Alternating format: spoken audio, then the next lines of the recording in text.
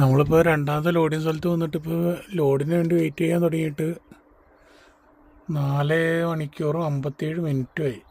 നമ്മുടെ റണ്ണിങ് ടൈമാണ് ഈ പോയിക്കൊണ്ടിരിക്കുന്നത്. നമുക്കിത് വ്യാഴാഴ്ച സ്പെയിനിലെത്തിക്കേണ്ട ലോഡാണ്. വ്യാഴാഴ്ച വൈകിട്ട് 3 മണിക്ക് സ്പെയിനിലെത്തിക്കണം.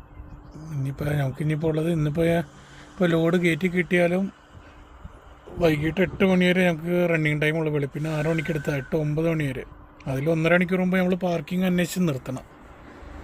നമ്മുടെ സമയം പോയിക്കൊണ്ടിരിക്കുക. രണ്ടാമത്തെ ലോഡ് കയറ്റി കിട്ടിയിട്ടില്ല. അപ്പോൾ അവർ ലോഡ് ആയിട്ടില്ല എന്നാണ് പറയണത്. ബാക്കിൽ കാണുന്നതാണ് കമ്പനി.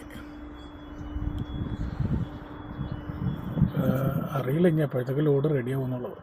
നമ്മുടെ ലോഡ് കിട്ടാൻ വൈകിയേക്കാണ്. അപ്പോൾ ഇനിയിപ്പോൾ രാത്രി 8 മണിയാവുമെന്ന് പറഞ്ഞത്. അപ്പോൾ നമ്മളൊരു റഷ്യൻ സുഹൃത്താണ് നമ്മുടെ കമ്പനിയിൽ വർക്ക് ചെയ്യണം. Your name?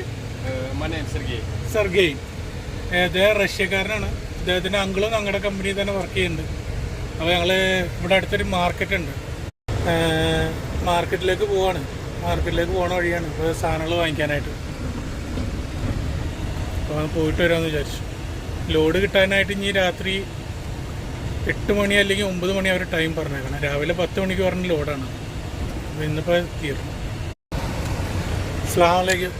അപ്പോൾ നമ്മൾ ലോഡ് കയറ്റാൻ വന്നിടത്തിൽ ലോഡ് കയറ്റാൻ സമയം വഴുകും. അപ്പോൾ അതുകൊണ്ട് നമ്മൾ സാധനങ്ങൾ വാങ്ങിക്കാൻ വേണ്ടി പോവാണ്. ഒരു കമ്പനി തന്നെ വേറൊരു വണ്ടിയുടെ ഹെഡായിട്ട്.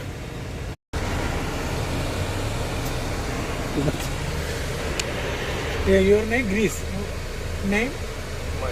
Your name? സെർഗേയ്. സെർഗേയ് എന്നാണ്, റഷ്യക്കാരനാണ്.